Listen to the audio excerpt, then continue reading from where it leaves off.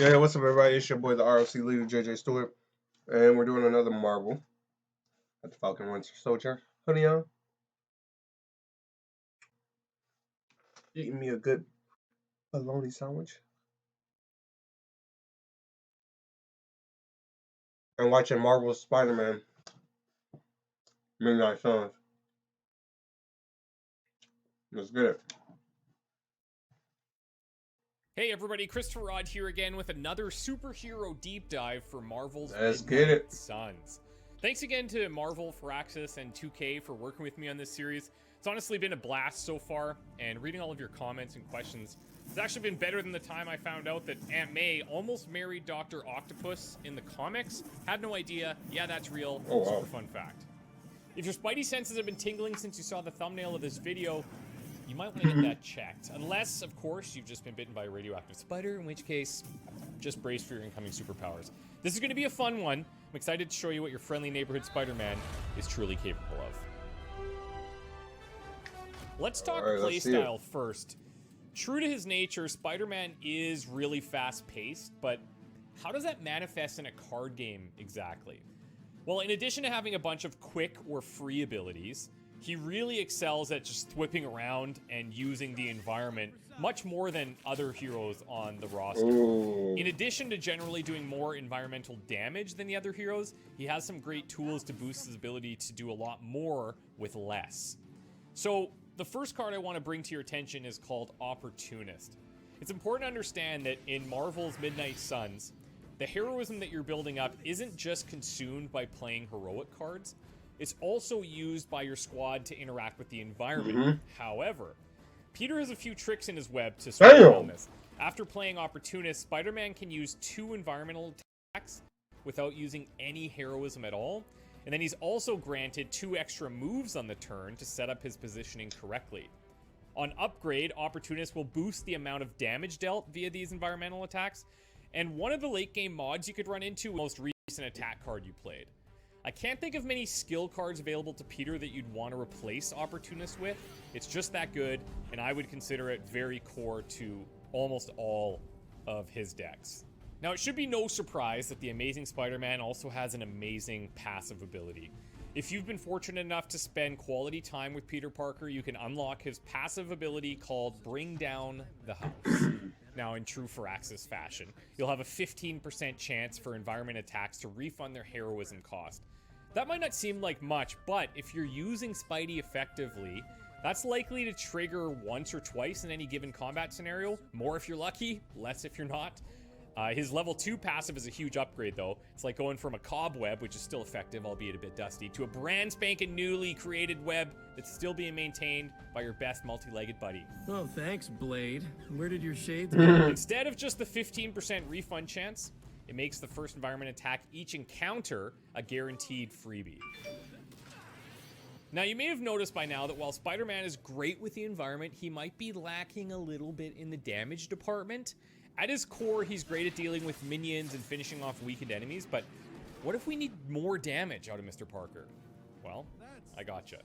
We can play Web Slinger. Web Slinger is not only a free card play, but it grants Strengthen, giving Peter a more powerful punch for the remainder of the turn.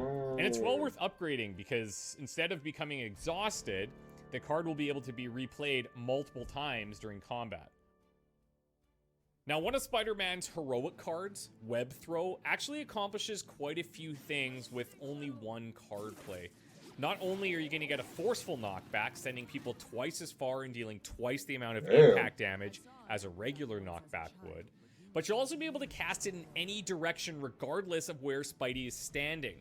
We're not done yet, though, because enemies near the initial targeting point will also take damage, making this a pseudo AoE attack that's having an impact on multiple parts of the combat arena. Now, if you invest in upgrading Web Throw, you'll double its damage, and one of the potential late game mods could see this applying marked as well. It was once said that comes great great power responsibility. comes great responsibility. And there is some debate as to how that was said. I'll leave that up to you guys. I'm pretty sure they said this in reference to Spider-Man's Midnight Suns heroic ability. It's called Infernal Spider. This one is so powerful that it needs to have exhaust. Your timing needs to be on for this, but when it is, game over Hydra. Infernal Spider sees Peter taken to the air, taking his true form, and when he lands, the next 3 Spider-Man cards played become free and won't use up any card plays. When upgraded, you'll also draw an extra Spider-Man card, making Infernal Spider viable in a lot more scenarios. And a potential late-game mod brings back a familiar mechanic from our previous showcase, Redraw, which in this instance adds block to our Spider Fruit. To web things up nicely here, Spider-Man will best fit into squads that have other ways of dealing damage to tank your enemies, but his basic abilities that chain, use the environment, take advantage of quick and free card plays, gives him a ton of utility. He's even got some battlefield control going on with his super awesome whip ability.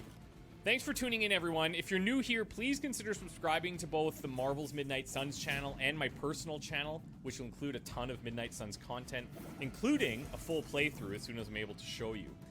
My spidey senses are also telling me that you should check out the description for links to all things Midnight Suns, and hit the bell to be notified for every future upload if you can. Thanks again to Marvel and 2K for partnering with me on this series, and thanks to Firaxis for creating some of my favorite games of all time. We will see you in the next one. Alrighty. I think, I can't remember. I think in my last video, which was Iron Man, I think I said Spider-Man and somebody else. I know, I think I said Spider-Man, Ghost Rider, or Blade. Alright, so I'm gonna go again.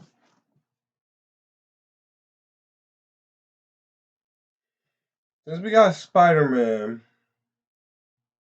I feel like the next one has to be either, I'm gonna go again, Blade, Ghost Rider.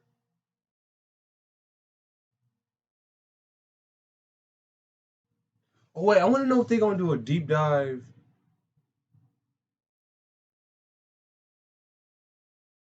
No, they probably will.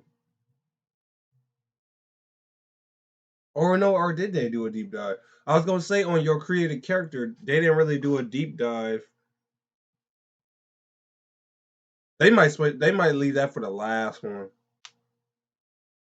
I'm trying to think.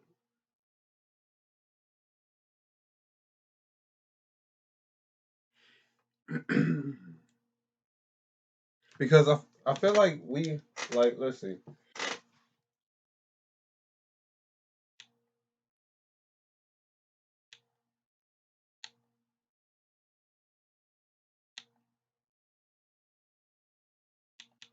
So far we got Cap, Iron. So technically, no, then we didn't get a showcase on your character. So I'm saying, because basically it looks like they're gonna show all the characters in the main thing. It looks like, which is Spider-Man, Iron Man, well, and Captain. So the people we got left that they got to do showcases on: Wolverine, Blade, Scarlet Witch, Ghost Rider, and then your created character. So I'm thinking maybe, since San Diego Comic-Con is going around, I'm thinking we might get, it might be mutants. So it might be Wolverine, Blade, or Scarlet Witch. Because I feel like for your created character, it's gonna be last. But let me know y'all thoughts on here on it. Who do y'all put in the comments? Who do y'all think is next? I'm thinking it might be either, since we got San Diego Comic-Con and they just showed a lot of Marvel, I feel like it's gonna be mutants. So I feel like if it's gonna be probably either it's gonna probably be Wolverine, Wanda, or Blade, or Ghost Rider, or like my 4. Oh, then there's Doctor Strange, but I think he's saved for the last. Yeah, I think he's saved for last. Yeah. Let me know y'all thoughts in the comments. But this been your boy, the RLC leader, JJ Storm. Make sure y'all zap that like button, zap that subscribe button. Become a member of the Core Lantern, because all we doing is getting big. Take care. Enjoy yourselves.